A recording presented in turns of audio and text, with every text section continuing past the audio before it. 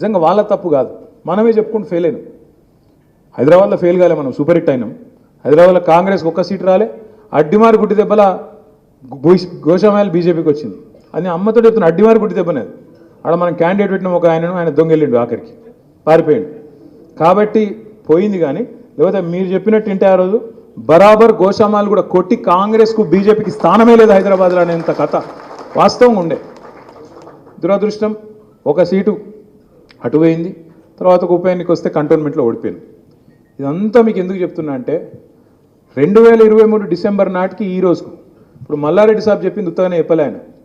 ఆయన చమత్కారంగా మాట్లాడతాడు, మల్లన్న నవ్వించుతందుకు అప్పుడప్పుడు చెప్తాడు. కానీ మనిషి లోతైన మనిషి కాబట్టి గంత పెద్ద ఎత్తున వ్యాపారాలు చేయడు, గంత పెద్ద ఎత్తున కథ చేయడు. ఆయన చాలా లోతైన మనిషి, అట్లా నవ్వుతా ఉంటాడు కానీ చాలా లోతైన మనిషి. ఆయన ఒక గొప్ప మాట చెప్పిండు, ఈ 16-17 నెలల్లో మన పరిస్థితి ఇంకా మెరుగైంది, అవతల పరిస్థితి అధ్వానమైంది.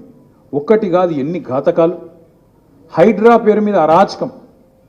రేవంత్ రెడ్డి గారి అన్న ఇల్లేమో కూలది, పైసలున్నోని ఎవ్వనిల్లు కూలది.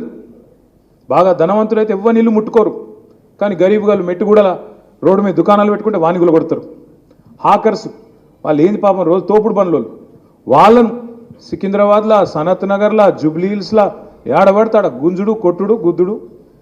పేదవాడు ఏం చేస్తాడు, గుంజవతల వాడేస్తారు. నాచారంలో నేను చూసిన ఒక చెప్పుల దుకాణం గుంజి పారేసిండ్రు. కూకట్పల్లిలో ఆఖరికి బుచ్చమ్మ అని ఒక లేడీ హైడ్రా వచ్చిన ఇల్లు కూడా కొడుతుందని చెప్పి గుండాకి చచ్చిపోయింది భయంతో. నేను కృష్ణారావు గారు పోయినాం.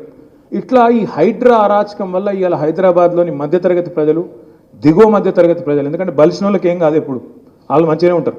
ఎవరినో పట్టుకుంటారు, రేవంత్ రెడ్డికి ముఠ చెప్తారు, ఆయనకి నడుస్తూనే ఉంటాయి, వాళ్ళకేం కాదు. కానీ ఎవరైతే పేదవాళ్ళు